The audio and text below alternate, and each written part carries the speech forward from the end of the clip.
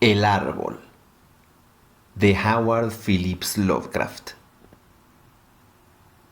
Fata viam invenient. En una de las verdes laderas del monte Maenalus, en Arcadia, hay un olivar en torno a las ruinas de una villa. A su lado se encuentra una tumba, alguna vez embellecida con las más sublimes esculturas, pero hoy sumida en la misma decadencia que la casa. En un extremo de la tumba, con sus peculiares raíces desplazando los bloques de mármol pentélico, marcados por el tiempo, crece un olivo desmesuradamente grande y de figura extraña y repulsiva. Tanto se parece a la figura de un hombre deforme o a un cadáver contorsionado por la muerte, que los lugareños tienen miedo de pasar cerca en las noches en que la luna brilla débilmente a través de sus ramas retorcidas. El monte Maenalus es uno de los parajes predilectos del temible Pan, siempre rodeado de una multitud de extraños compañeros. Y los simples pastores creen que el árbol tiene alguna espantosa relación con esos salvajes Panishi. Pero un anciano colmenero que vive en una cabaña de las cercanías me contó una historia diferente. Hace muchos años, cuando la villa de la Cuesta era nueva y resplandeciente, vivían en ella los escultores Calós y Musides.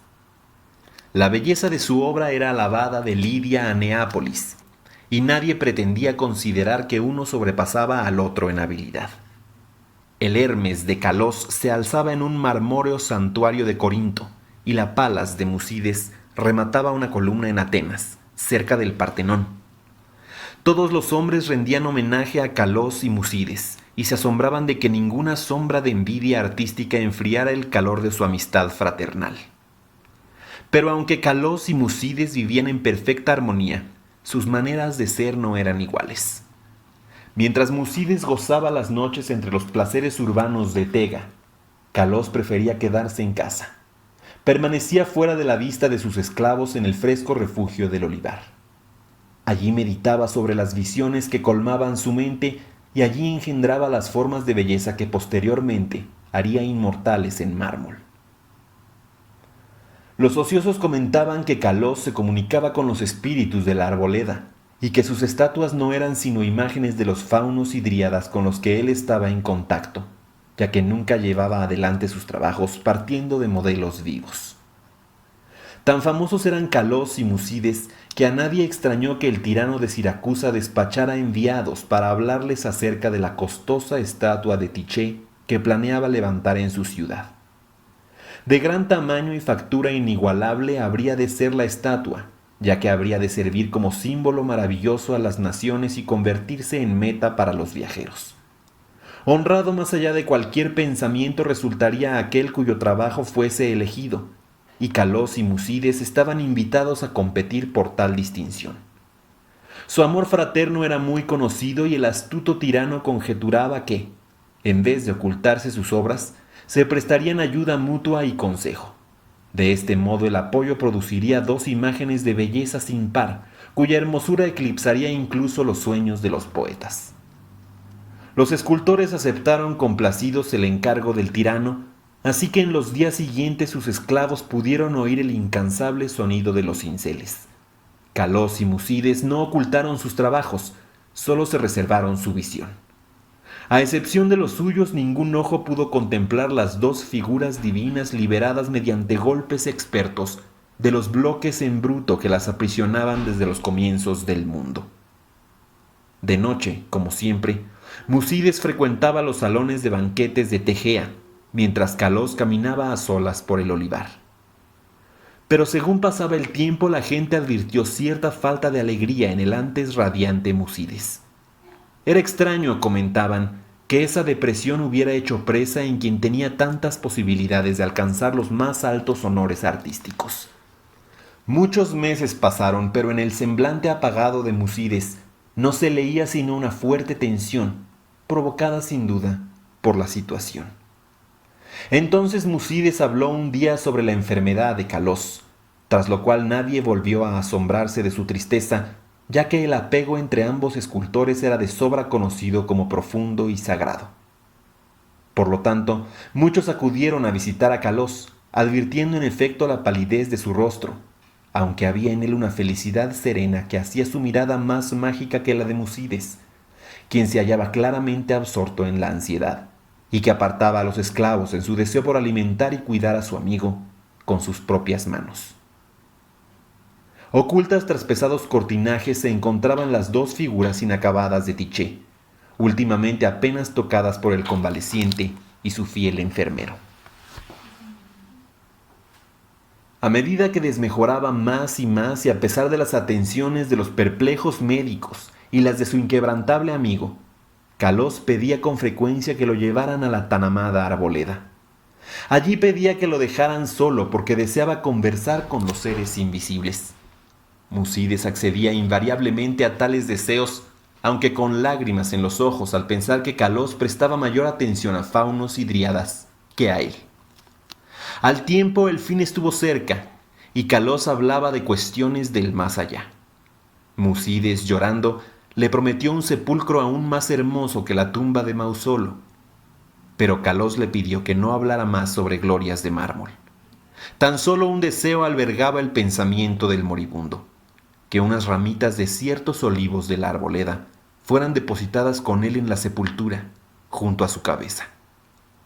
Y una noche, sentado a solas en la oscuridad del olivar, Kalós murió. Hermoso más allá de cualquier descripción resultaba el sepulcro de mármol que el afligido Musides cinceló para su amigo querido.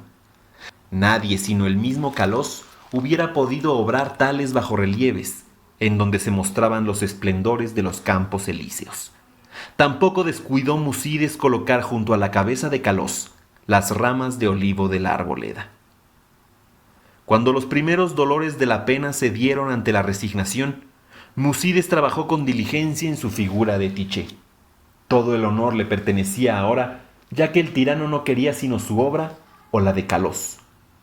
Su esfuerzo dio cauce a sus emociones y trabajaba más duro cada día, privándose de los placeres que tanto le gustaban. Mientras tanto, sus tardes transcurrían junto a la tumba de su amigo, donde un olivo joven había brotado cerca de la cabeza del muerto. Tan rápido fue el crecimiento de este árbol y tan extraña era su forma, que cuantos lo contemplaban lanzaban expresiones de sorpresa, y Musides parecía encontrarse a un mismo tiempo fascinado y repelido por él. A los 3 años de la muerte de Kalós, Musides envió un mensajero al tirano y se comentó en el ágora de Tegea que la gran estatua estaba concluida. Para entonces el árbol de la tumba había alcanzado asombrosas proporciones, sobrepasando al resto de los de su especie, y extendía una rama singularmente pesada sobre el lugar en el que Musides trabajaba. Mientras tanto, muchos visitantes acudían a contemplar el árbol prodigioso, así como para admirar el arte del escultor, por lo que Musides casi nunca se hallaba a solas. Pero a él no le importaba esa multitud de invitados, porque parecía temer el momento de quedarse a solas, ahora que su absorbente trabajo había llegado a su fin. El poco alentador viento de la montaña, suspirando a través del olivar y el árbol de la tumba, producía de forma extraña sonidos vagamente articulados. El cielo estaba oscuro la tarde en que los emisarios del tirano llegaron a Tegea. Venían, era sabido, para hacerse cargo de la gran imagen de Tiché y para rendir honores imperecederos a Musides, por lo que los proxenoi les brindaron un recibimiento sumamente caluroso. Durante la noche se desató una violenta tormenta de viento sobre la cima del Maenalus, y los hombres de la lejana Siracusa se alegraron de poder descansar a gusto en la ciudad. Hablaron acerca de su ilustrado tirano y del esplendor de su ciudad, reconfortados en la gloria de la estatua que Musides había cincelado para él. Y entonces los hombres de Tegea hablaron acerca de la bondad de Musides y de su honda pena por su amigo, así como también de que ni aun los inminentes laureles del arte podrían consolarlo de la ausencia de Kalós, que bien podría haberlo ceñido en su lugar. También hablaron sobre el árbol que crecía en la tumba junto a la cabeza de Kalós. El viento aullaba aún más horriblemente, y tanto los siracusanos como los arcadios elevaron sus preces a Eolo. A la luz del día los proxenoi guiaron a los mensajeros del tirano cuesta arriba hasta la casa del escultor. Pero el viento nocturno había realizado extrañas hazañas. El griterío de los esclavos se alzaba en una escena de desolación, y en el olivar ya no se levantaban las resplandecientes columnas de aquel amplio salón donde Musides soñara y trabajara. Solitarias y rotas, nada más quedaban las casas humildes y los muros bajos, ya que sobre el suntuoso peristilo mayor se había desplomado la pesada rama que sobresalía del extraño árbol nuevo, reduciendo, de forma extraña y completa, aquel poema en mármol a un montón de ruinas espantosas. Los extranjeros y tejeos quedaron sin habla, contemplando la catástrofe causada por el grande, el siniestro árbol cuyo aspecto resultaba tan raramente humano y cuyas raíces alcanzaban de forma tan peculiar el esculpido sepulcro de Calos. El miedo y el asombro de los hombres aumentó luego de buscar en el derruido aposento, ya que del noble Musides y de su imagen de Tiché, maravillosamente cincelada, no pudo hallarse resto alguno. Entre aquellas formidables ruinas no vivía sino el caos, y los representantes de ambas ciudades se vieron decepcionados. Los siracusanos porque no tuvieron estatua que llevar a casa, y los tejeos porque carecían de artista al que conceder los laureles. No obstante, los siracusanos obtuvieron una espléndida estatua en Atenas, y los tejeos se consolaron erigiendo en el ágora un templo de mármol que conmemoraba los talentos, las virtudes y el amor fraternal de Musides. Pero el olivar todavía está allí, así como el árbol que nace en la tumba de Calos, y el anciano colmenero me contó que, a veces, las ramas susurran entre sí en las noches ventosas, diciendo una y otra vez: yo sé, yo sé.